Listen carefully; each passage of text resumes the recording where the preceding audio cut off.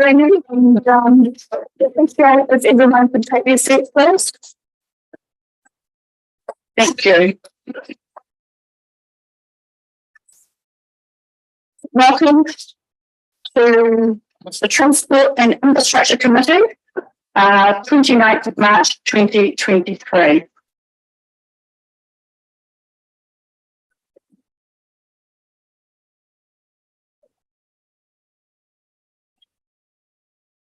We'll start with the Parakia.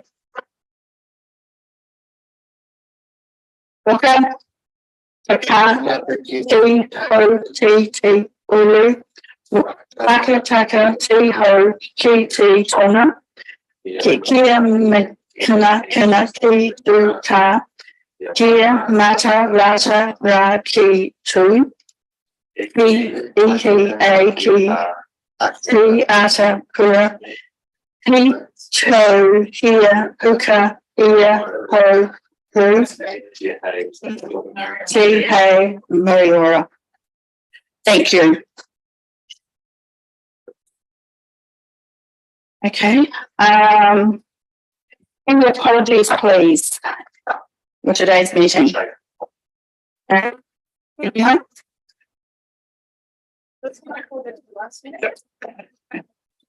No other apologies, no apologies for lateness. Thank you. Can I have a mover for those apologies, please? Right, Malcolm and Nicole. All in favour? Carried. Is there identification of any extraordinary business? I do not have any. No. Conflicts of interest? Any conflicts of interest that need to be recorded for today's meeting? No. We do not have a public forum today. Confirmation of the minutes of our last meeting. Make a point in that I've been shown as being present and an apology for that meeting. So I obviously wasn't present at the meeting.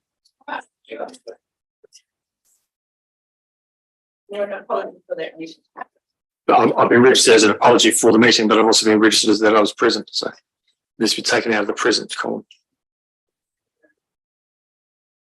Any other elections?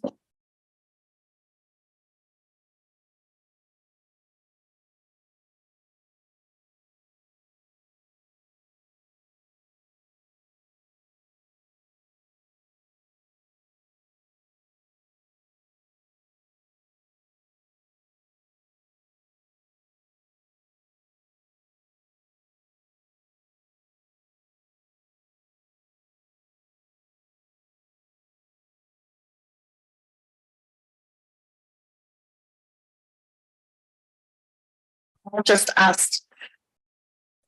take it that everybody has read the chairperson's report and I'll just highlight issues. And firstly, I would like to thank staff for the reporting of our last meeting held February 15th.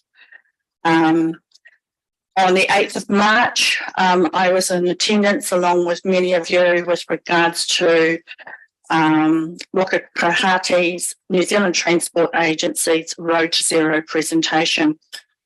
And it was actually good that our staff were also took the opportunity to explain some of the current upgrades proposed on some of our most dangerous intersections.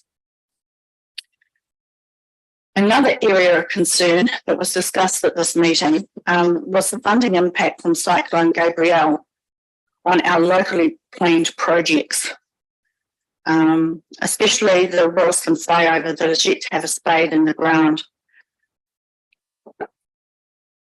And while the people present don't make the policy, unfortunately, they couldn't give us some definitive answers to some of our funding questions. And unfortunately, I was unable to make the Ellesmere bus trip on the 15th of March 2023. So I'm hoping that those councillors who did attend, if you would like to give some feedback, much appreciated. Yes, please.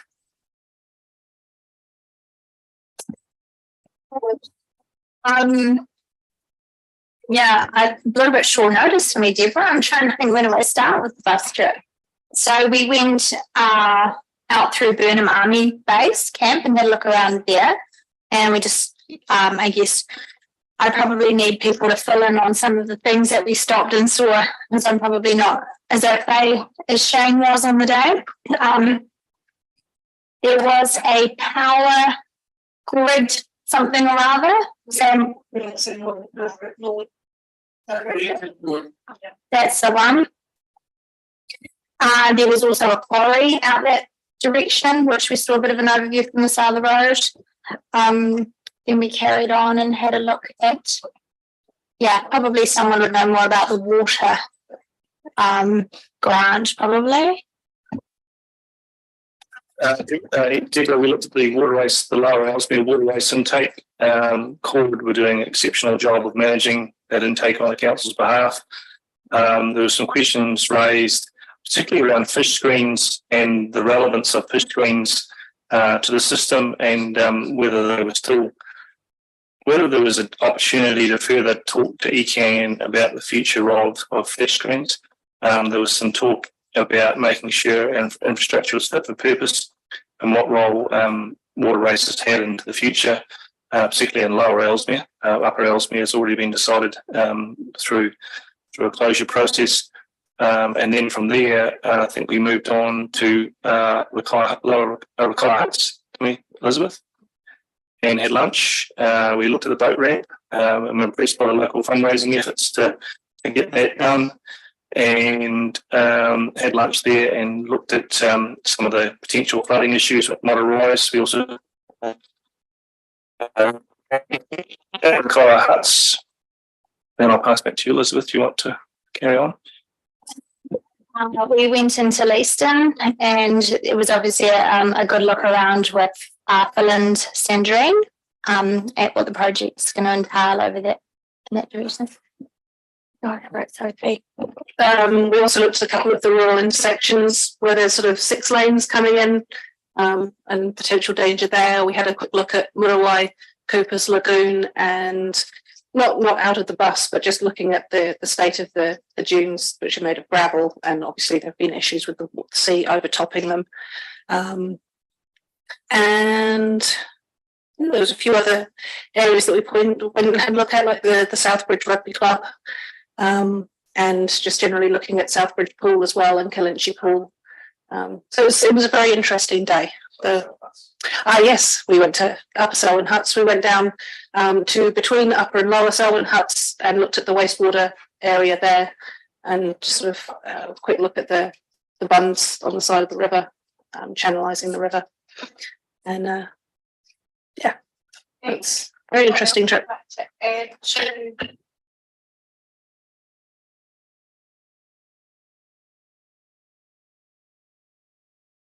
Thanks very much, councillors, for providing your assistance with regards to the bus trip into this meeting.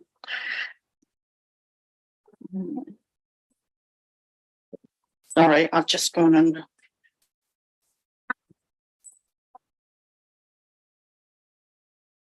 Right, group managers report, Murray. Thank you, Madam Chair and Councillor. I just take this as weird, but I just wanted to highlight 2 points.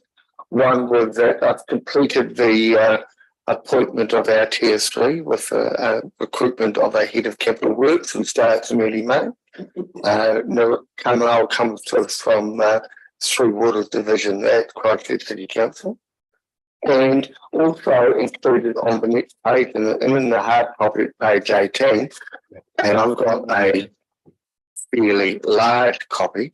What I did for that, it was a really good snapshot that came around, it very distinctly showed how much work central government puts on to local government. No more comment other than that. For information, there is a lot of activity that is put onto our sector. And I'll take any questions. Sophie. Yeah, just one question. So I can see various reports further down the agenda. In the terms of reference, it also mentions things like regional council issues. I'm just wondering, is there a specific part where there any reports around things like public transit and that sort of thing that regional council is doing? Obviously, the planning functions go to a different committee. We will include regional council issues as they emerge. We have regular catch up. We spoke to the regional council rivers group last week, and a very good frank discussion and a very high level of understanding of where we're at with river issues. And I'll just make a point that they have recognised again that Selwyn has taken charge of a lot of the flooding issues around the district over the years, and I think there's an understanding that they need to step up to the plate, and your submission to the ECAN and the plan also reflects that.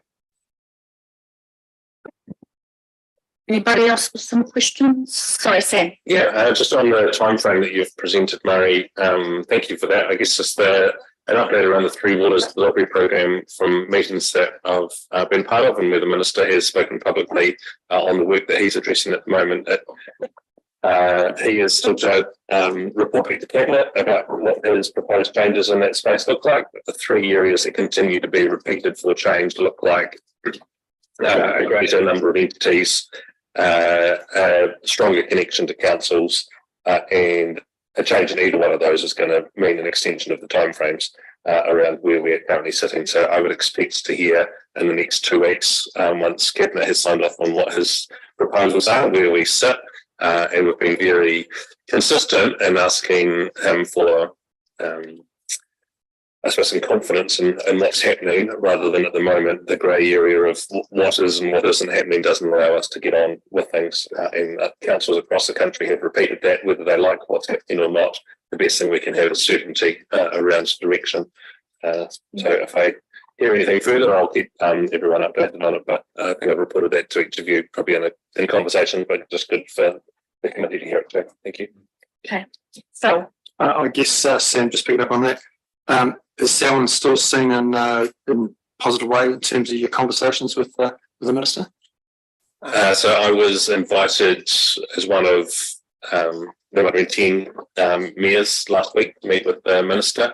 I was unable to attend that, but I had seen him the day beforehand and explained where we were at, which was a continuation of the themes that we've given through our submissions both last year and this year into the Three Waters entities space. So the fact that we were invited, I think, yes, shows that the credibility of what we have to say he wants to hear from us.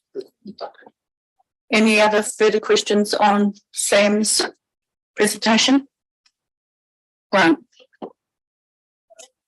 Okay, I wasn't anticipating speaking. Oh, sorry. I guess from our perspective, Sam, it may be helpful to have it in a public meeting to discuss the potential of, for want of a better word, nationalisation of CORD into the Three Waters. Has that been discussed further in your meetings, or is there a likely timeframe for that? So we've submitted against CCOs being captured in the change to the Three Waters, and don't think that that adds any value to the continuation of service to a community for a start, and obviously particularly for us the value of CORD and our investment in that business. I think at the moment the things that the Minister is addressing are sort of tier one things that are about the whole change. The CCO piece has been a later addition into it, and there hasn't been any particular direction on where it sits, other than I feel like it's a speculation at the moment. I feel like it's likely to drop off the list because it's not one of the things where there's clear direction on where the reform should go.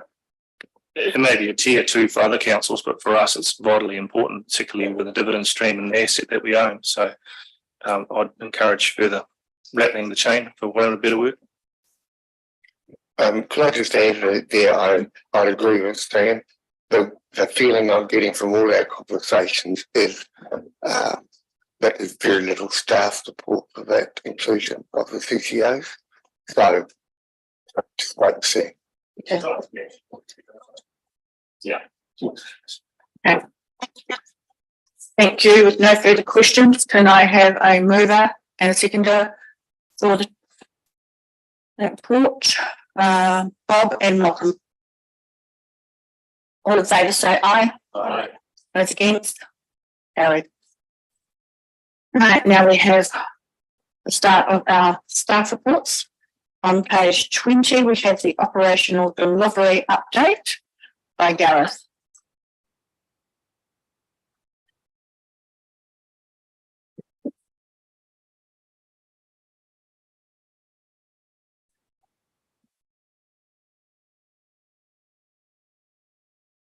Wonderful, isn't it? Age. Good afternoon. I take the report largely as read. This is the first time we've reported in terms of our new structure outlines and operational delivery rather than the work streams.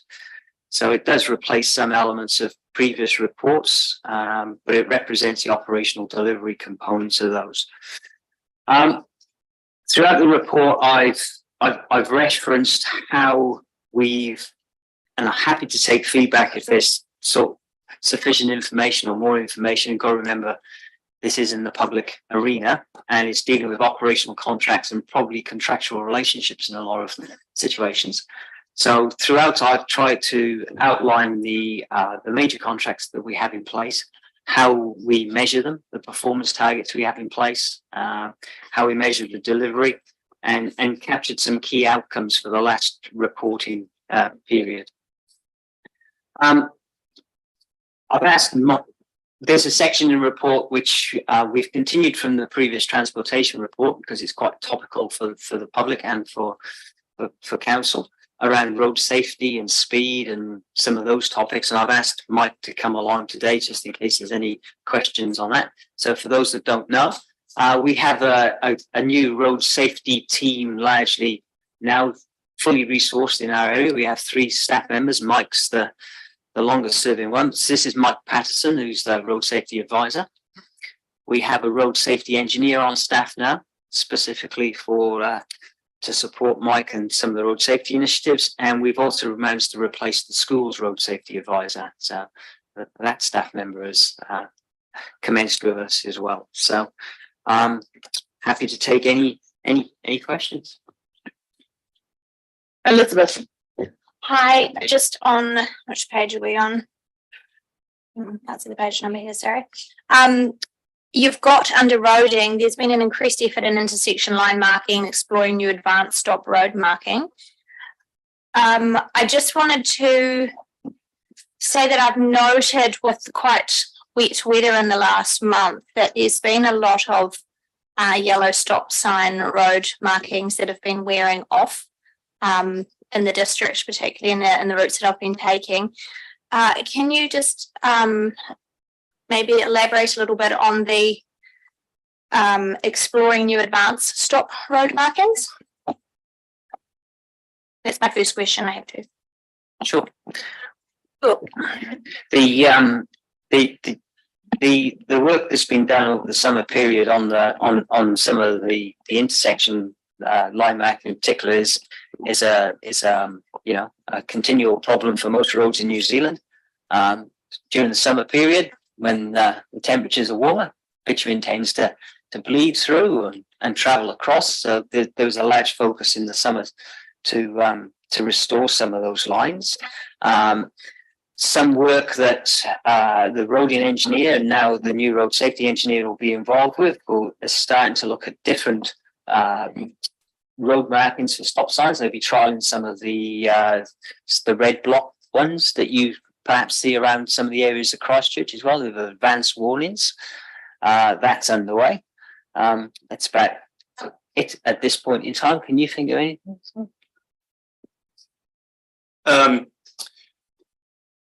The advanced stop warning signs and the red road markings and gated stop signs is intended for a lot of our high risk rural crossroads. There was the intention of a meeting today to ascertain the preferred treatment method from Waka Kotahi within the Canterbury region. Unfortunately, that was cancelled due to a bereavement of a person who was managing that event. So we will have a preferred treatment method through Waka Kotahi to hopefully roll out through some of those high risk intersections. Sure. So my other question was this more, I guess more I wanted to just elaborate on it. So parks and reserves have got emerging concerns at campgrounds with overstaying and unwarranted vehicles being stored. I do know of 2 incidences of people where I've visited parks and there's been people with mental health issues that would otherwise be homeless that are living. Excuse me. That part of the report's from public excluded. Sorry. Okay, we'll talk about it later. Report. Thank you. Okay. The rest of the information is public excluded. It's just been brought to my attention, Elizabeth, that it is actually mentioned in this report, but the body of it is in public excluded. So appreciate that. Any other further questions, Elizabeth? No. Okay. Next we've got Grant. Sam in front of me, I think. Is it? Oh, my name just comes up the ground, so. Oh, Yeah. That's a microphone. that's how it rolls, isn't it?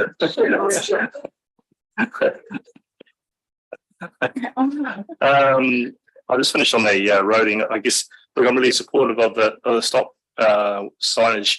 Is there a risk though, Mike, just if we start to get into having some red here, that we create a bit of confusion amongst road users as to, I didn't see the red, so it wasn't a stop sign.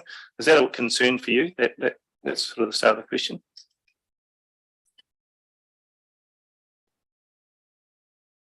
Talked about this one quite a bit, Grant, actually. Yeah, look, every intersection's got a number of primary and secondary signage there. Every stop intersection that you come to, you pass a stop sign a couple of 100 meters to go, you pass some road signs, and they all complement each other. So they shouldn't be. No. It's a very standardised approach usually, but if once you start, you particularly notice the flashing lights, when they come up.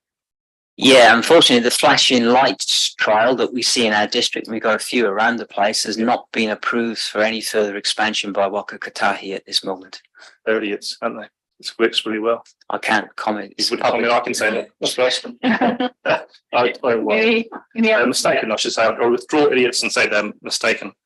On the main question, a couple of questions about on the water on page 22, the Darfield pipeline commissioned and awaiting sufficient loads. Just talking about our carbon profile, is it really in the council's interest to be trucking this down when we could perhaps be adding water and supplementing with water through the pipeline? Sometimes if you The problem with the pipeline is, I can't get too deeply into technicalities of this. There's a critical mass point of when the pipe will work. At the moment, there's no receiver. There's nothing to receive at the top. It takes about a week to even fill the manhole up from some of the residences there. But they are looking at when that line comes at that critical point that they can turn it on. And of course, the pipeline was actually built as well with some flushing points on there as well, so they can assist and load it down there. If they put that stuff down the line right now, it just wouldn't go. And yeah. What I was saying though is to supplement it with just ordinary water rather than having a carbon profile by trucking it. Yeah, there's not a lot of trucks. On the trucks. Okay. It's only one a week, I Let's move on. believe. NDRS, I'm hoping this is the appropriate place to put this in. We've got a whole slew of new subdivisions being approved under UDS and plan changes. NDRS intensification, it looks like it's been passed and we're doing it. Is there a requirement, therefore, for the developers of these subdivisions to specify the sewage, stormwater and water supply to be able to service 3 houses on every section? Because potentially we're going to need that level of infrastructure, aren't we? Potentially. We don't want to, what I'm trying to get is we don't want to be approving infrastructure which is not going to be able to cope with the load under the NDRS provisions. Because of the vertical load. I have to take that question back to the development engineers and get them to respond to you directly, Grant. I might add to that question then, because I suppose if you were to take it back, I think from my perspective, the council itself wouldn't want to be underspecifying its infrastructure and taking on underspecified infrastructure from day one. So that might be an unintended consequence of NDRS. The infrastructure costs might be significantly more for the developers. it was certainly something that was considered, Murray's got his hand up, was considered when the code of practice review was underway last year. Just make sure that things are covered in there. Because I imagine those development plans are starting to come onto development engineers' desks as we speak. Okay, just to let you know that Murray Washington wishes to. I'll comment on that. We've been relatively successful as a council being able to service every development that's come up over the last 20 years. The continual upgrades of the pines have reflected that growth, and the same with our water capacity. With water, it's a two-pronged approach. If we need more capacity, we build more capacity, but we're quite active on the water demand strategies as well as trying to reduce consumption.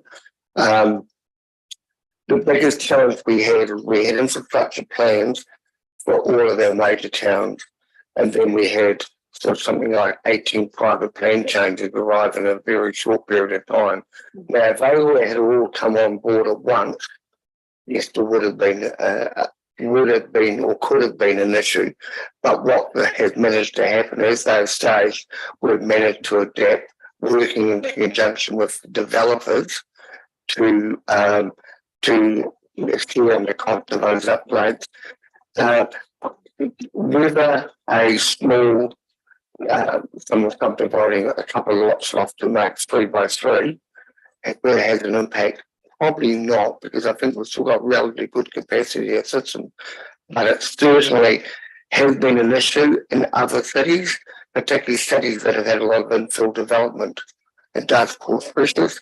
You could argue there is a bit of an offset because the people who are subdividing these sections more densely, they don't have grass as much, so they reduce the watering of grass. So there is a bit of a trade-off and balance in that. But I'd say that our asset managers over the years have been ahead of the game, and the district and council have been ahead of the game by actually funding growth. Sometimes when you get a plan change or a more intensive development that you wasn't initially planned, you might find that you don't get the full life out of the pipe and you have to upgrade it earlier than you should have. But that's just one of those consequences of being a high growth council. And it's a good question. I could get it elaborate on the next meeting, actually, if you like. Yeah, no, I think I need to respond to that, because what I was hearing from you, Marion, again, is that, you know, there's enough capacity within these perhaps design lines to take one or two intensifications. But we are talking here the potential of going from 15 houses a hectare to 45 at multi-storey, 3-storey. So triple or quadruple the amount of demand on the network. So clearly there's going to be, if the developers are building infrastructure, it has to take into account that level of demand. And I don't want to see ourselves in a position where in 5 or 6 years down the track, or even 10 or 15 years down the track, where that limited intensification has occurred and the next person on the block says, well, I want to put 3 on my house, and there's no supply or no availability of infrastructure. What brings it to my attention is this is already happening in Christchurch, where developers are having to dig driveways out and put retention devices in there underneath the driveways to accommodate intensification. We've got the opportunity with these new plans to, from day one, future-proof them. And the developers have wanted intensification. It's here. They now have to bear the cost of making sure that it's the infrastructure's in the ground. Look, I understand as part of the crisis, if you do not have the infrastructure to allow any growth parts of it, they do have those long-standing issues. So timeline-wise, do you think you could bring that back to the next meeting for this? I can bring that back to the next meeting. I would say that the likelihood, there's always an element of having a punt as to what might happen. I doubt the investment into that type of development will occur everywhere, will occur at the rate that will actually overwhelm our services. The other risk on the other side of that, if you believe it would and you started to upsize, you would be very inefficient in terms of providing overcapacity infrastructure too early. So there's always a trade-off. We're not just in time. We like to be well ahead of the game, but I think it's proven over the years that we've been able to cope with the development that's come. So what the thing I'm raising, Murray, is I don't want plans approved by the development engineers now, which in hindsight will prove us to be less than prudent about what the scale of infrastructure should be. And they'll be coming over their desk as we speak, development plans, which are scaled on 15 houses a hectare. I'll get that brought back to the next meeting, but just want to highlight the point that the development engineers can't then impose a significantly higher level of infrastructure on one developer and not end up in the environment court. Can I suggest that everyone's in agreement that obviously a report will come back with regards to looking at how we plan for future capacity within our infrastructure, and that will be brought back to the next meeting. I don't want to break the point, but if we have infrastructure was designed for 15 houses a hectare on day one when it's installed, it's manifestly wrong. I'm sure that when a report comes back at the next meeting, we can have a further discussion on that particular matter when the information's got before us. Next is Sam. Thank you. Great. I just support the conversation that we're having. So I do think that we need to get that back.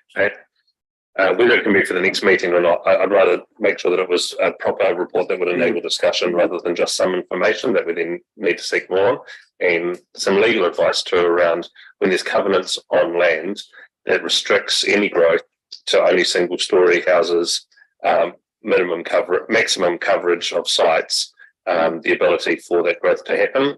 But apart from that, I think we should be encouraging all developers to put in the infrastructure, as Grant has said, that for the ultimate build site of the zoned land that they will be on.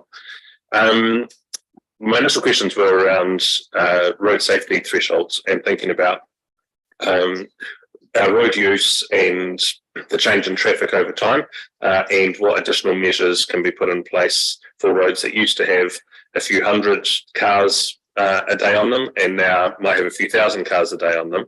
And when cat's eyes or road markings or other things that make it much safer to drive, particularly at night time, and identify where the road is, when do we, is there a process and a matrix for working through when additional investment on that road safety stuff occurs? And the second piece is informal parking on intersections, which we've talked about a couple of meetings ago, and I know some work has been done, but we've got a lot of heavy traffic that moves across Selwyn, and there's restrictions on when they can drive and when they have to park up, and they often use some of our wider, broader intersections for that parking. Norwood obviously has a whole lot of area where people pull over. I know some work's recently been done on Aylesbury Woods Road corner, but there's State Highway 73, Waimakere Gorge Road, there's a space where people pull over there too. So there's lots of places that seem far less formed, and today are currently full of puddles. And because they haven't really been formed or maintained, but they continue to be used daily, the condition only deteriorates. And so just wondering, is there a plan around thinking about how we provide some gravel and compaction to allow, the heavy vehicles that are really important to our industry and so on to be able to safely pull off the road for drivers to take the breaks that they're required to. And what's our responsibility in that space? Thanks.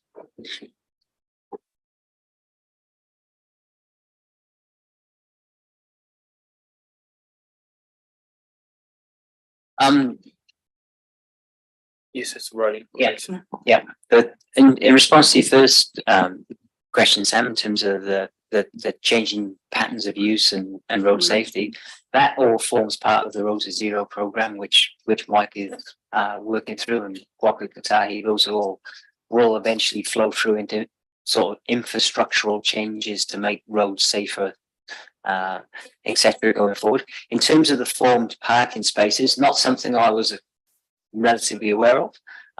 Certainly talk to the roading engineers and Phil and see whether or not where there's any particular issues, and we'll look into that. Great. We'll be able to have a follow-up conversation. I'm sure other councillors in the room drive past these all the time. And we can identify where they sit and whether or not there's budget to be able to do it. And that's kind of the conversation I'm looking for. On the road marking piece, when will we get some feedback on that Road to Zero and where that might fit in? Yep. So currently, my understanding is we're currently formulating applications for the 24-27 NLTP funding. And then once that funding is approved, there'll be a prioritisation as to where that money goes on a roading schedule as to which the primary roads will be have treatments provided for. Is it possible with regards to Sam's question that we understand where the priority or upgrades are actually happening and when they're happening, just as a timetable or some information for us to be able to follow those particular road to zero safety initiatives within our district? Sure, when those are captured, yeah. Just as an appendix to your report, just so we can actually follow it. Appreciate that. Yep. Any And other that might, just for a point of clarification, that might be through the through the projects reporting, because this operational delivery. Okay, thank you. Any further questions then? No. Okay, Sophie, you are next. Gonna let Paul leapfrog because he was following on from Sam. Oh, okay. Yeah, so just Similar queries. following up from Sam on the road safety stuff. And mine's more to do with Rolleston, and we've sort of seen thanks for the work, Mike, on Corley Street. Obviously that was a good job there.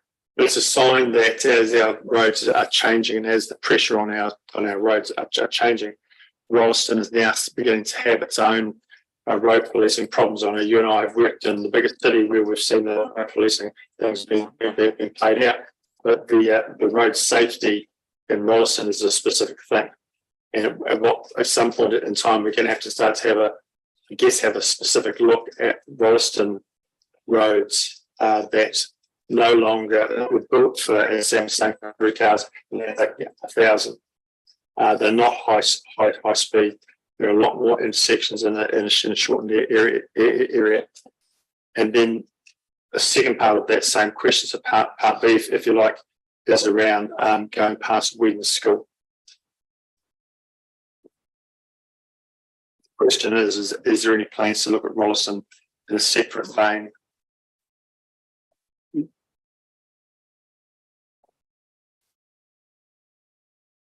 Probably not. I'm looking at Rolleston as a standalone area at this stage, no. When we start to investigate our full speed management plan, which will roll out into wider urban and rural areas, that's when we'll be in a position to look at implementing lower speed zones across urban areas. As indicated in the report, initially our first priority is our interim speed management plan, which is focusing solely on schools. Once that's been accomplished, we'll look to roll our full speed management plan out, which is when we'll look to address wider urban areas and the lowering of speeds. Are you able to actually I'll speak to you offline about Wheaton School? Okay. Are you happy with the answers that you've received today? Right, Sophie. Thank you very much, gentlemen. I guess I just wanted to celebrate the part that the Rediscover Education Centre has got its open day this weekend. So it's been a long time coming, but looking forward to having a wee look around there. I did have one question regarding, there's a line in there around, well, there were two lines to the question. One was the general age of the network is an emerging, the sentence isn't finished. Yes. I'm wondering if that is issue, or is there something more that was left off the end there? No, I think it's just a comment that the general age of the network is just. It is what it is. It is what it is. Yeah. And we won't labour that point. We know what we've got to do, or we know what we've got to try and do. Okay. It was just a bit of a curiosity in the paragraph there. And the other part was around something to do with sizable repairs have been impacted by adjacent environmental factors such as trees on private land. So what do we do when it's private trees? I mean, I have queries around when we cut trees down to make way for paths that are desperately needed. Do we plant them, plant 2 trees for every whatever? But if it's a private tree, that's slightly different. Yeah, I think I've probably made a comment before about trees didn't belong in the road reserve, which you didn't like. What we are seeing, not in one situation, but in a couple of situations now, particularly probably fair to say more rural areas where shelter belts have been planted and well established. Those routes are starting to impact the carriageway, and to repair the carriageway is going to be a very costly exercise. But the damage hasn't come from trees in the road reserve. The damage has come from trees not in the road reserve. Just goes to show the damage that trees can do to the road. And we've just got to manage those. And all we're doing at this point in time is just signposting them, and we're having to say to people, reduce the speed limit, put a warning sign out, and we've just got to live with them for now.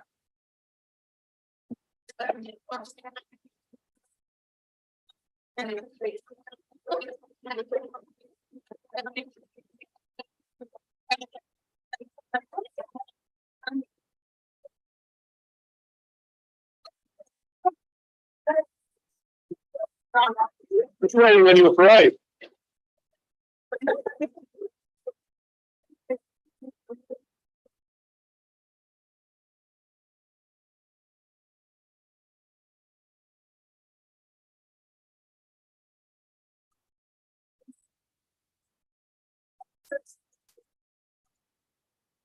What species could they use that would be of benefit, that would be better, or planting methods to try and reduce the risk that this happens in future? Because as Councillor Miller pointed out, we've got a lot of stuff growing in there, even to the state of people planting trees in gardens next to roadways. Yes, we do. And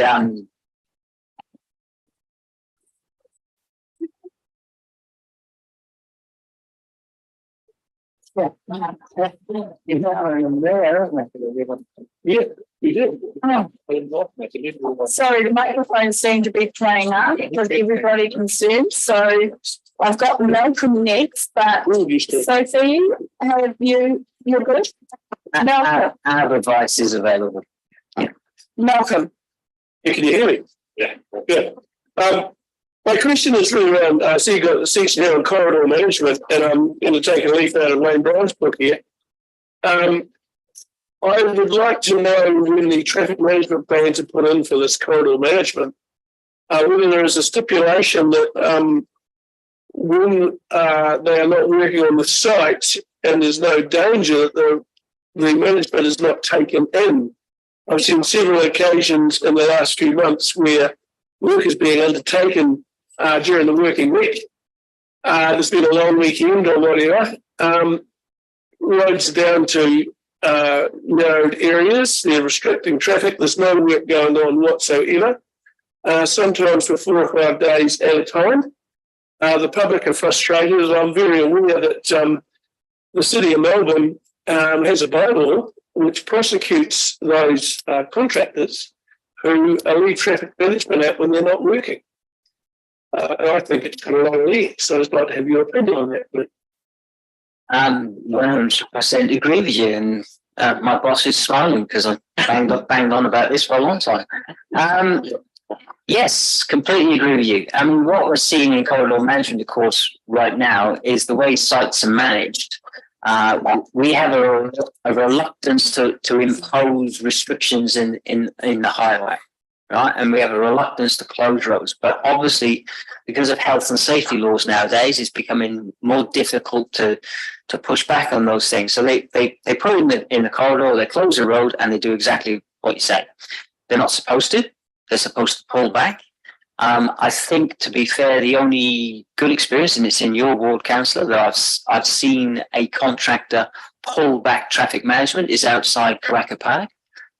They've had full traffic management during the week, and Phil's just walked in and they've pulled it back at the weekends and opened the road back up for people, and that's the way it should be.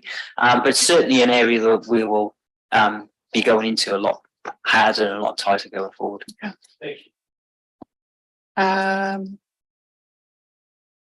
Lydia. This may or may not be for you, but I'll ask it anyway. With the speed of 6.4 in here, what are the provisions to get any more SIDs around the place, and have you seen much use in those actually slowing people down?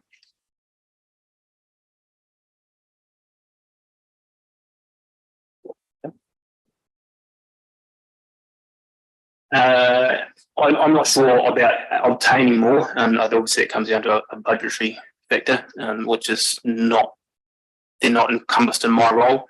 The use of slowing them down, and they send a clear message. They obtain data which we're able to use to analyse sort of speed trends throughout the environment. The more there are on the system, the less inclined people are to obey them. It's like everything else. The more you flood the system with a particular type of signage, they seem to sort of get ignored. The difficulty with them is their setup. For example, the one set up outside West Wollaston is set up at 50, but the radar is directed into the 60, and yet it highlights you to slow down prior to sort of getting to that 50k zone, so that the data capture is a little bit inaccurate. But they're a good tool to have. Yeah, I guess I sort of thinking about more in our rural areas where we're going from 100 to 50, and we're seeing people speeding a lot through, and that potentially there might be something that can help warn people. Yeah, and I think if you build off the Waka Kotahi presentation that came to councillors a few weeks ago, that camera technology and this type of technology is getting cheaper and easier and can be deployed far easier than sort of conventional road policing. And we're going to see an upsurge in cameras. And I think it was Councillor Miller that commented on the opportunity there. Thank you. No further questions on this matter. Can I have a mover and a seconder for this operational delivery report? Elizabeth and Sam. All in favour say aye. Aye. Those against? Carried. Thank you very, very much for your presentation. Next presentation is going to be asset management, and unfortunately Murray England is not available, so any queries or questions with regards to the report will be answered by Murray Washington. Thank you, Madam Chair. Yes, Murray's away today to inaugural meeting of one of the three national working parties on growth. So he's one of the two entity D-reps, one with Queenstown and the South, for obvious reasons when you're talking about growth. So he's involved in that. I just want to highlight a couple of points that in this report. So Murray's as we formed these teams, there was quite a significant number of gaps in the organisation. So at this stage, we're looking at three leads in terms of asset management. Mark Reich is back in this team. He's looking after open spaces and facilities. We've hired a transportation planner, a senior one, coming out of Downers on the NOC contract down south, but also involved in significant around asset management in general. His name's Ua Lee, and he starts mid-April. We are working through, which is one of the most challenging things at the moment, to get a water services asset manager that we actually effectively replaces Murray in as well. So we're working through that. In terms of the Sam got a bit of a head on me, because in this there was a bit of an update on the three waters reform around the establishment and the appointment of the chief executive, who is actually there for only 1 year, entity D.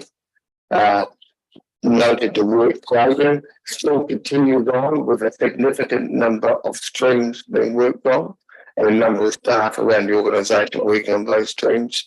It's a bit frustrating, particularly for the staff, because the staff work stream continues on, and they're still getting sort of spot information about what might happen when we really don't know what's going to happen. So that's the challenge. And notes I got back were exactly the same as Sam on terms of slightly different, but where the government might be heading was around entity numbers, co-governance, and a potential delay in the start date was one of the feedback I'd had. The other issue is we have to continue at this stage working on Three Waters long-term plans, even though legislation currently says we aren't going to be producing those. But in reality, you've got to have information to hand over, and so that work carries on. But with the potential that it'll actually become part of the entity workload.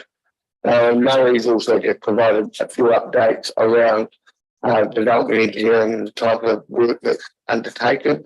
If that's of interest, we can give you monthly or probably more better quarterly, monthly update on vested assets as a development engineering. I think Gord's Road Roundabout's a good example of one where, in fact, it's not just a DC fund, it was actually a developer agreement with a developer to establish that roundabout. And I might take the opportunity just to comment on Councillor Dean about the change in layout in Rolleston. With the New Zealand NZ program, and with the focus on the South Rolleston entrance being at Duns Crossing, in time that changes the major roading patterns in Rolleston such that Load Road becomes a major arterial, and that will change. It already had changing the priority of intersection upgrades. So Duns Crossing Road, Lowe's Road, Levi Road, down to the Whedon's Overbridge. That's the major route in the future. It'll take time. Thanks. Thank you. Are there any questions? This report? Right. A number of questions. I'll probably start on Three Waters. Especially when you see the level of input and work you start putting in, Murray, are we keeping for want of a better word, a tabulation of the true costs incurred by us versus the no worse off funding we've received? Because there may be a question around the real versus proposed costs are significantly higher. And you may have a feel for that already, but you may not be able to answer that. I probably haven't got a real handle on that stage. At this stage, we do not time record to the point that we're absolutely detailed on what we're spending. But you are correct. Most of the significant workload for all the group, particularly for the neighbouring services and infrastructure property groups, is quite a bit of a workload, and particularly the representation of working parties and the endless request for information.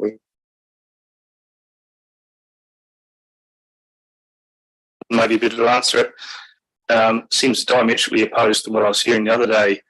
Territorial authorities will receive payment for their water services debt rather than debt transfer to WSEs. So we'll receive a cash payment and then it'll be up to us whether we close out our swaps and such like. And so there may be an opportunity for us to optimise our financing. I'll refer to Calvin for that answer. You're spot on, Grant. So what will occur is they will pay us, they'll pay us interest charges on a regular basis to cover the interest. Then over that 5-year period, as debt rolls off, they will pay, provide the cash for the repayments. Come the end of the period, they're just deciding whether they the balloon payment at the end, or they prorata what that balloon would be over the life. So when it comes to swaps, yes, there's an opportunity, and we're probably more than likely going to go long. I see. So in effect, it's not a one-off lump sum payment. They're actually using our debt facilities and on behalf, and so we are able to charge a margin because in fact they're using our debt holding capacity, aren't they? There's a little bit of discussion around that, and I provided some. We met with the transition unit last week to work through the process and raised exactly that point around we are incurring costs along the way, so that's going back into the equation to discuss, plus a couple of other things. So they're using our debt ceiling.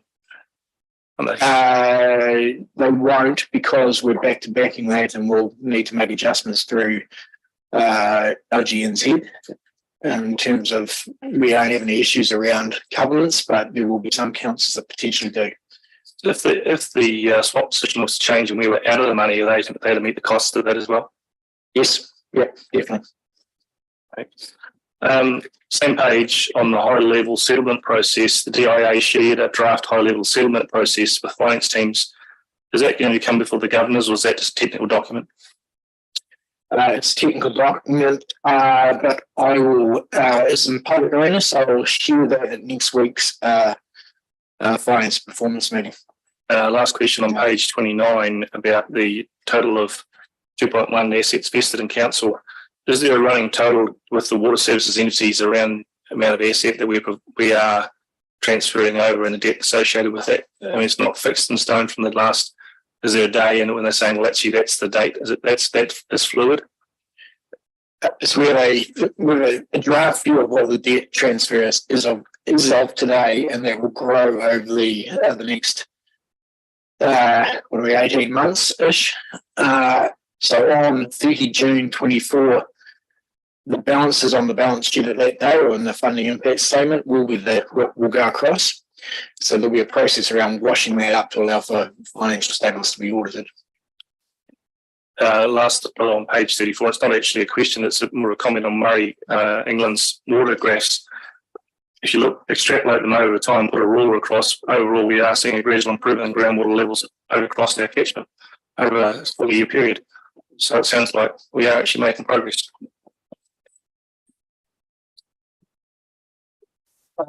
Interesting comment at a meeting I was with ECA about delivery engineering was a question out loud was where the higher water levels in the Eagle Stream a reflection of the changes because of the CPW removing groundwater takes at the expense of providing water, overland water. So we don't know, probably too early, but if we go through a dry period and the groundwater levels stay fairly robust, you might argue that what they said would happen, which was the lowland areas would have higher groundwater levels, may be coming to fruition. But it's like, I'd say it's far too early to tell yet. I can respond to that, and with my other hat on is approximately 50 million of groundwater left within the catchment, which previously was extracted from groundwater. So I would say the answer is yes. Thanks for that update. Any further questions on this report? Okay, can I have a mover and a seconder for the asset management monthly update, please? Malcolm and Sam. All in favour say aye. Aye. Those against? None. Carried. Next report is emergency management, and I believe we have Eleanor for the presentation.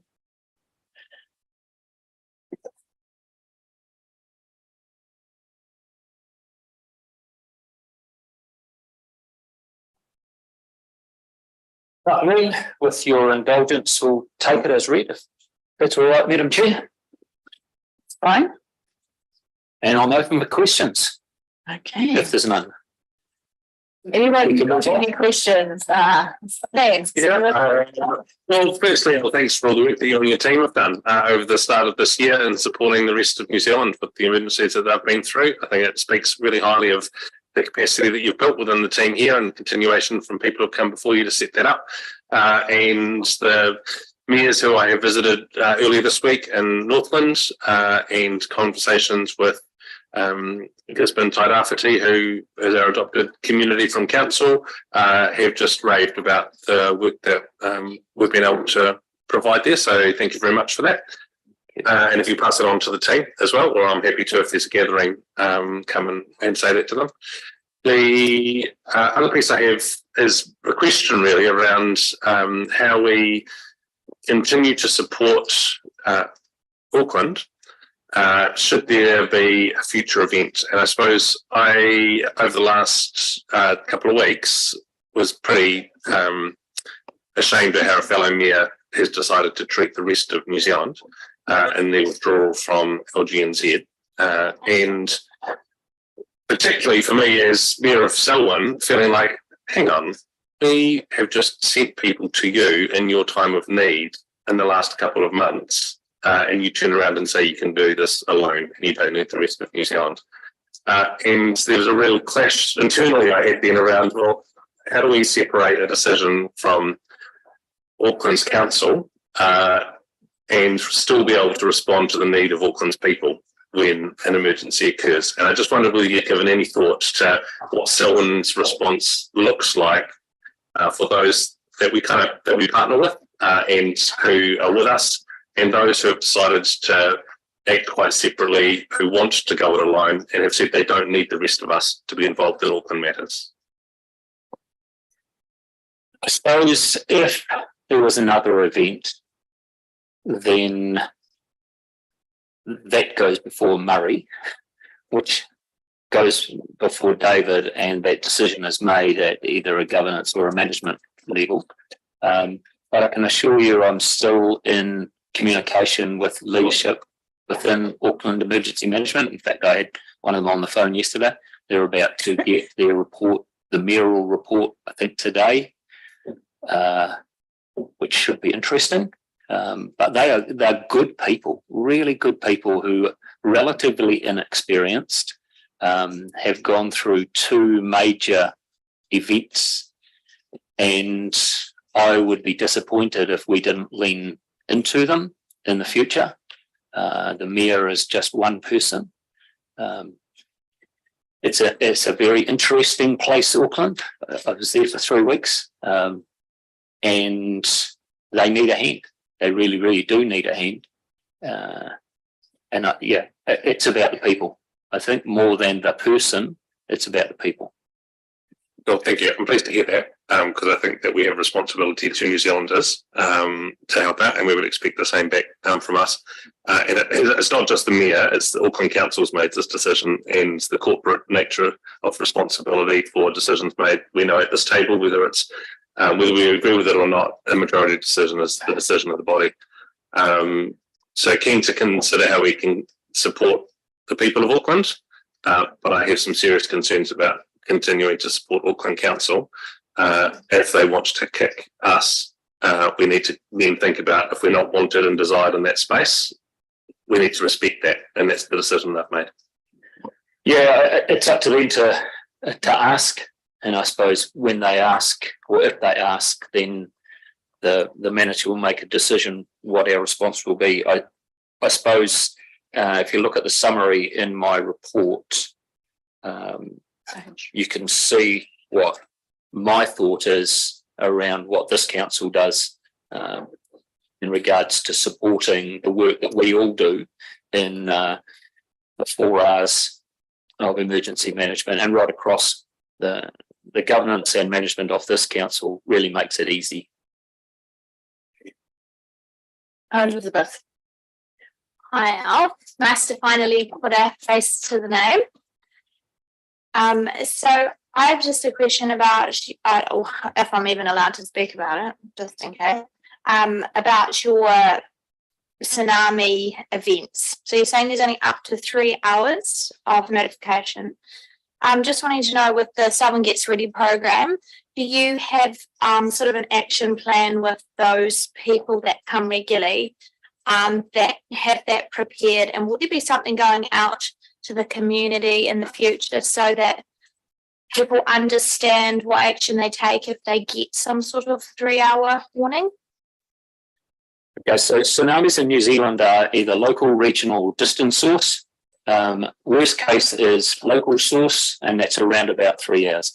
We have a tsunami plan which is available. We have sent a letter out recently, last year I think it was, which told everybody about where they sat in those zones, whether it was in the red zone, the orange zone, or the yellow zone. No, red and orange, we don't have a yellow. And so that gives them, the landowners, a really good heads up as to what the expectation is. There is also the Long, Strong, Get Gone campaigns that have gone. So if someone can't stand up in a decent earthquake, then they know where they are or where they live, and they should go outside the tsunami zones anyway. Sorry? Long and Strong, Get Gone. So that's a national program that is about earthquakes and the risk of tsunamis. So the next thing is, and you'll see it in there, that we run a 24/7 watch system. So there is always someone on duty looking at not only the Pacific Tsunami Warning System, but also the National Warning System, which goes to 3 phones, my phone, the duty, and Murray's phone. He loves that. And that will wake us up in the middle of the night, and we know exactly what we need to do. So the first thing we would do, if we need to get people out, we would send an emergency mobile alert. So not just Selwyn Gets Ready, but an emergency mobile alert goes to every operational cell phone in that area. So we draw a polygon around where we want to send it, put Canterbury Group, and it's sent. And those people are told, go now and go to the designated places. So Southbridge or Leeston or Lincoln are the main places for our emergency, our tsunami plan. So you're welcome to view the tsunami plan. I can make that available. It wasn't consulted on because it's tsunami's coming, you need to leave. There's not a lot of debate about that. And the communities are well aware of it. Any other questions, Elizabeth? Yeah, so I haven't gone and looked at what you've got on the Selwyn Gets Ready page, but is everything that you're discussing, is that all available online for the community to look at any time? Selwyn Gets Ready is an app, but it's not a page. So everything else is on the council website. And we have just done have the prepared conversation and council call as an ongoing making people aware of the things that they can do, because in a large scale event, no one is coming in reality. So people need to be prepared themselves, or make it easier for us when we eventually get to people. But we are promoting that self-preservation for you and your animals, your family and your neighbours, so that they can look after themselves. So it's all on our website. We try and keep things in one place, which is the council website.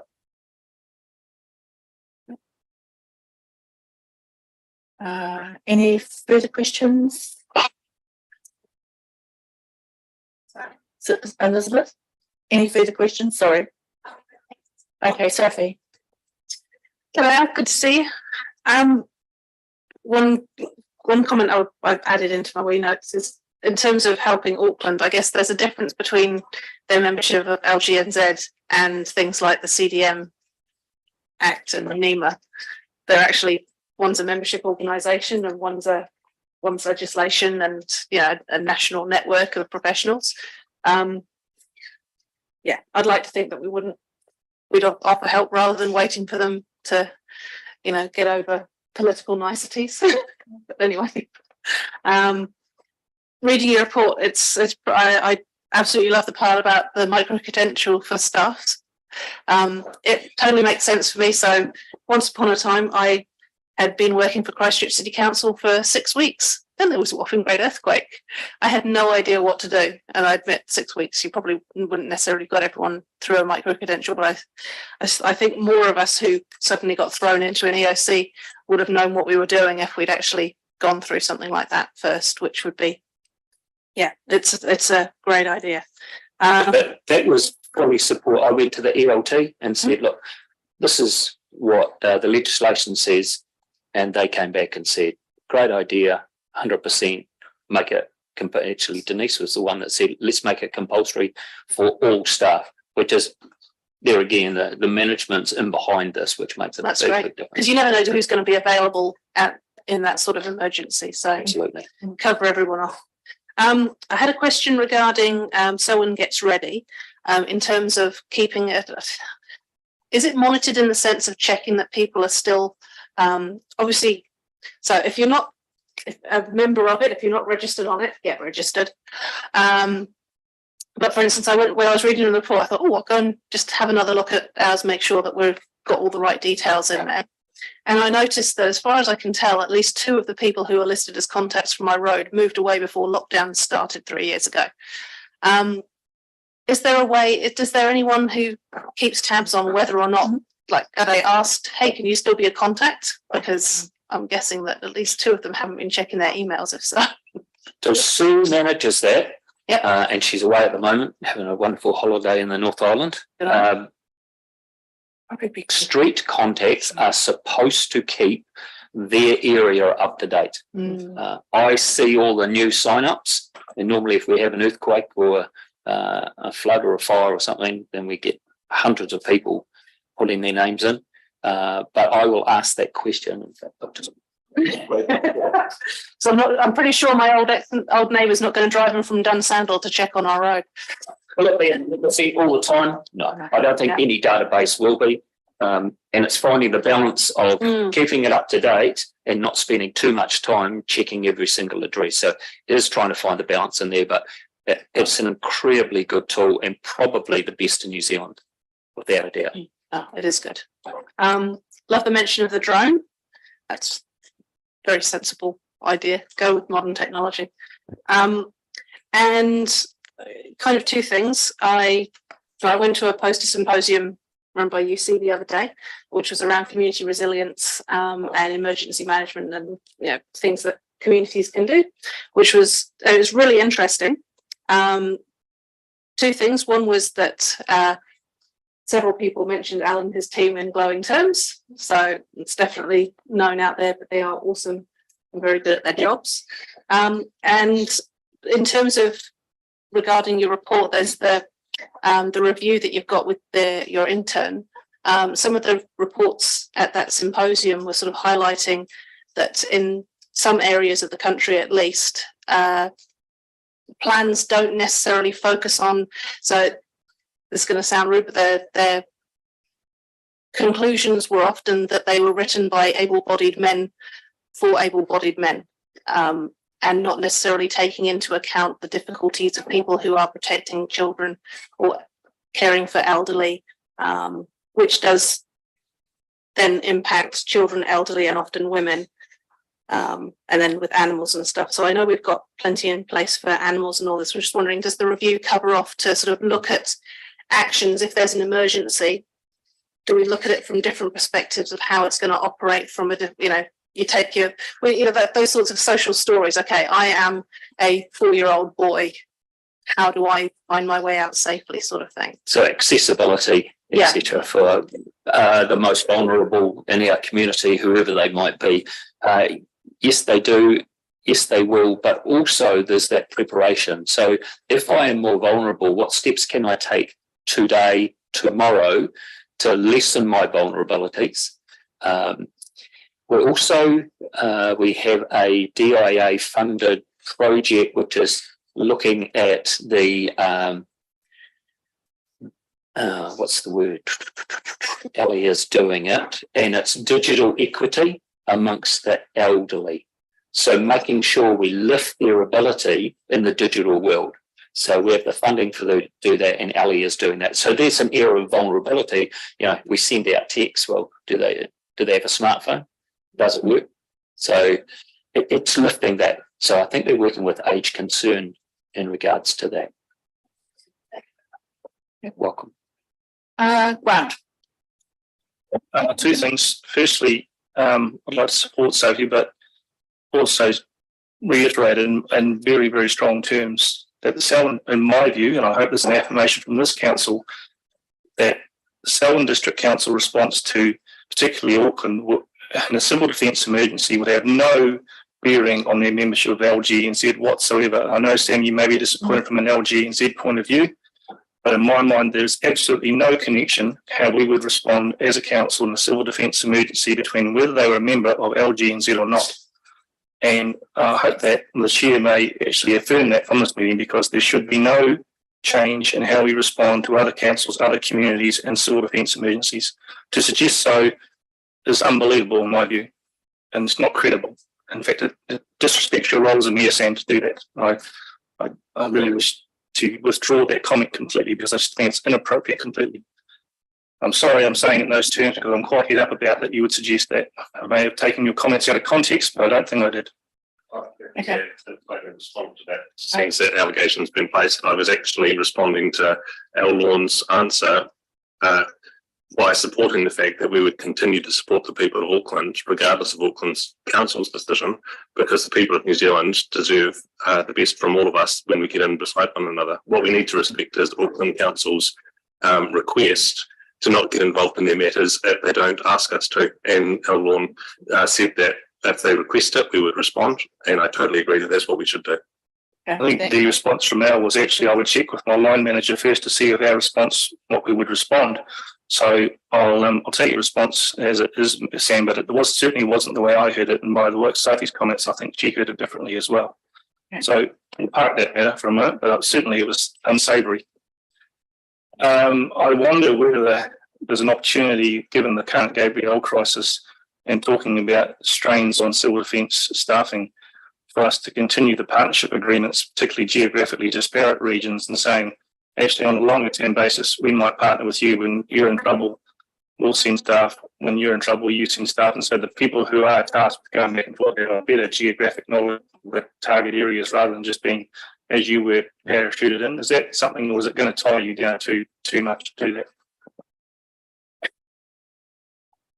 I suppose two things for that. One, would they like us to? I think they would, and we do have a good relationship with a number of councils throughout New Zealand. So I was recently at Massey University at a course for emergency managers, the Institute of Emergency Managers, where Ngāti Porou were there. They were funded by GNS to go there, and had a really good conversation about, hey, look, if you need some support, just pick up the phone or flick me an email, and we can do it online. The second part of that is there is funding implications in regards to staff, and you'll see the hours we put there. Selwyn District Council has paid for the hours of staff, not volunteers, but the hours of staff. We did put a GL code in there so we could capture that. But again, that there is a funding implication, and so therefore I wouldn't be making the decision that it would go up the chain. I think it's a good idea. I think it's the right thing to do. I tangata. It is about the people. That's the most important thing. And if we have the ability, why wouldn't we use the ability? We have good people here, and it's good to be able to use that resource of people to help. I like the way you think, but it does take us away from here and our work program. But there's a balance in there, I think. We've not shied away from leaning in, and I think you can see that with the numbers of people going away. This is going to be a very long recovery. Any further questions, Grant? Elizabeth, and then I'd like to ask a question. Thank you. So I understand just from what I've heard in the community that you have monthly, I believe, monthly sessions for the people in the community that volunteer to come in here. I'm wondering if you have reached out to some of the smaller and further afield rural sectors, and you run civil defence type training programs in the rural parts. So the monthly training is for our Emergency Operations Centre team. So that is staff who are involved in that, and it's also some community volunteers who want to work in the Emergency Operations Centre. So that is specific training for working in the Emergency Operations Centre. We do twice a year have an evening for community response teams. So those people that want to be involved at a community level, we do some training with them, and we also offer for them first aid courses, psychological first aid courses, and it's an area that I'm looking at. Is the research tells us that 85% of the rescues and the first response in a large scale event is done by those community members. They are our first responders. My question to myself and probably a council is, do we put our money where our mouth is to make sure that they are well equipped to do that response, especially in our high risk areas like our rural communities, like in the high country, etc.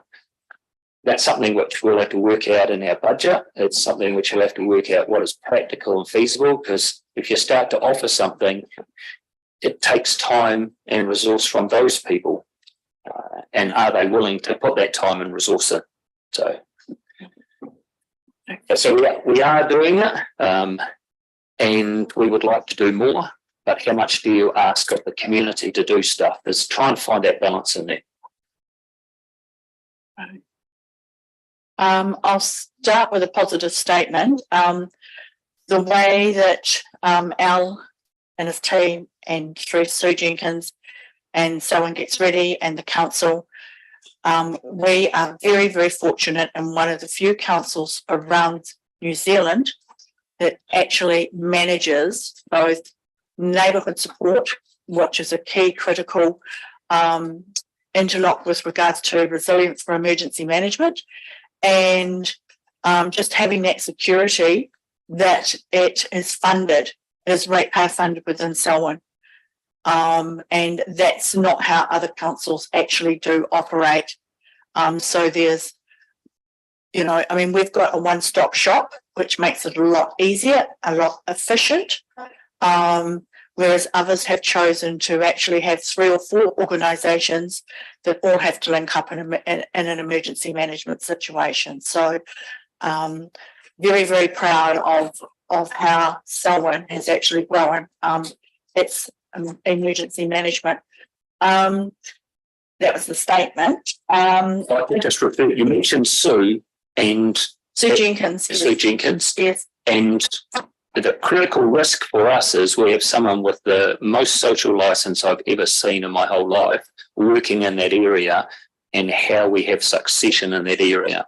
So as we go on, and then Sue decides that she'd rather bike and camper van around the place, if you know people within your communities who are similar to Sue and have not only the inclination but the social license, then let me know. Okay. Now to 2 questions. One is around ECAN as a local authority also has the requirement for a civil defence emergency plan.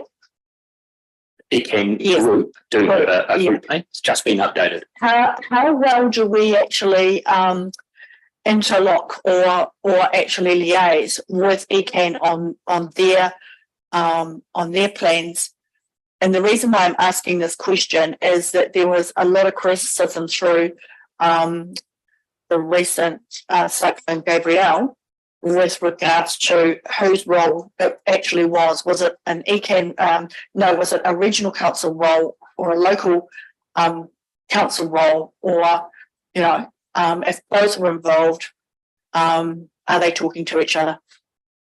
I just want to make sure that we're not stuck in that sort of predicament going forward, and that we have a really good working relationship and an understanding between both parties and even our neighbours in Christchurch.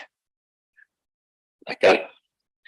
To start with, ECAN is the holding organisation of the Canterbury Group. Canterbury Group is all the and I'm probably telling you to suck eggs here, but Canterbury Group is is all the TAs and ECAN. So there's 10 members there. The mayors are the governance, and the CEs at KEG are the decision makers and tell us what we should be doing. We work really, really closely with Canterbury Group. And you said in there, I'm chairing the capability and capacity work stream and looking at, are we fit for purpose?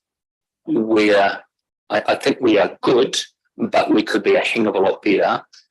And just having a system that is used elsewhere in elsewhere in New Zealand, I don't think fits for Canterbury. We're quite unique. And is there a system which is possibly boutique, which could be really, really good to make sure we are the best? A lot of places are centralised. A lot of places are decentralised. We're decentralised. So Selwyn District Council manages emergency management in Selwyn District Council and oversees the work program. In other places, it would be the group telling us what work program is and paying me in my people in my position.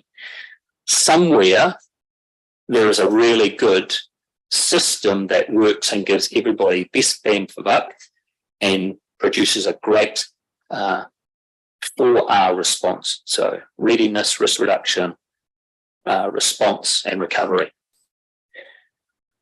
So we are going through that at the moment to see if we are really fit for purpose. And that came out of the 2021 floods. We work really closely with ECAN. I've just had the flood controller on the phone today, just having a conversation about what the river's doing at the moment. We've got the coastal warning coming up, I think 3 to 4 metre waves. So we were sent our cell and gets ready on that to our coastal communities. We work really closely together with flood controllers.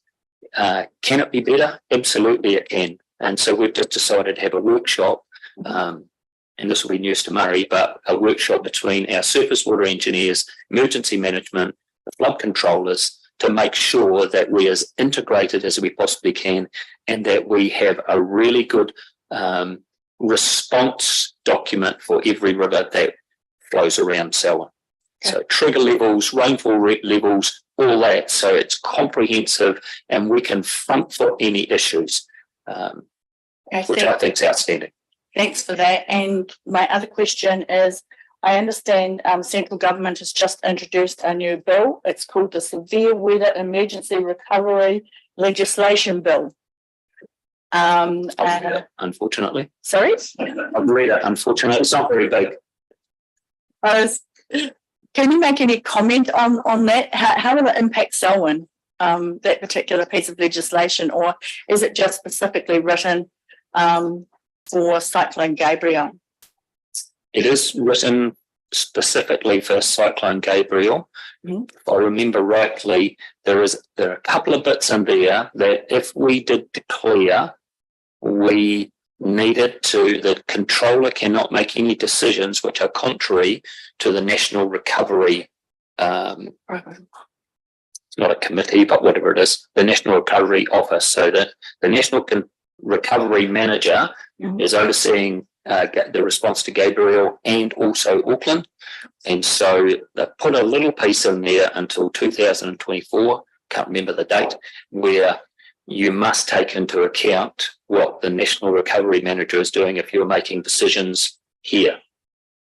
Which, okay. Yeah. So it's probably not going to be an issue for us. Okay, that's good. That's actually good to hear. And thanks for the update with regards to that, because I had no idea what it actually entailed. So thank you. Any no further questions? Do I have a mover for the emergency management report? Sophie and Nicole. All in favour say aye. Aye. Those against? Carried. Thanks very much. Thank you. Right, now the next one is tab 12, open spaces and facilities. And I think we might. Murray's in it. You're doing it. I'm leading it. Yeah. Okay. And that's going to be led by Murray Washington. I thought it was here. No, I'll just. Okay. Sorry, it's going to be led by Murray Washington. I'll just note that this report will be restructured once we get our head of capital works, and so we'll move away from this format. I know you love it, and it's been around a long time. We have heard it quite a lot because Rob moved into the Enabling Services team, so he's taken a number of those purely property transactional issues with him. But in saying that, I'll take it a lead, but do note that we have Phil, Sue, Cam and Jonathan here who are all involved in these projects. So if you do have any specific questions that go beyond what is written, I'm sure they'll be happy to answer them. All right. I'll leave it there. Any questions on this report? I can't see any red lights yet. Elizabeth. Oh, can Lydia go first? Oh, Lydia, sorry. Yeah, I can go first. My question is in regard to the TIF funding. I was waiting to see if someone got back to me in regard to around 7 and if we were going to be including Curly toilets in that, or is that something I need to let them know? Just in the last annual plan discussion, council resolved not to proceed with any funding of the Kirwi toilet Stanley 73. What we did do was actually provide a connection point from the new Darfield sewer. However, when the next TIF funding round comes around, and we talk to Canada, we'll look to advance that project. But at this stage, it's considered by the Open Spaces Asset Management a low priority, given there's already an existing public toilet in Kirwi. Any further questions, Lydia? No. Elizabeth. Hi, I'd like to address Mead Hall. So Mead Hall is something that the public are inquiring about. Here it says that we've got commenced construction 23 to 24, provided the additional budget is approved. When will that be on the table? When will we be able to give the public a definitive answer about Mead Hall, please? Can I just note there's been a bit of correspondence between councillors and staff today. There is a meeting being arranged between staff and Don Hayes from the local Mead Hall committee. I think that will discuss what the scope of the Mead Hall refurbishment is. It is actually has got a funding issue at the moment, and we'll bring that back as soon as we can to council to look at. Sophie. Yeah, I was just going to ask about Reed's Pit. It mentions, the reserves open and everything else. Has there been any change on the level, the amount of signage around the pit, that ensure around things? Because the last time I went, there was a wee bit of signage that had been put as laminated signs, which then got really wet and then you couldn't read it anymore. Around, where cars are allowed to go and please don't let your dogs go swimming in the water, that sort of thing. So. Yeah. So at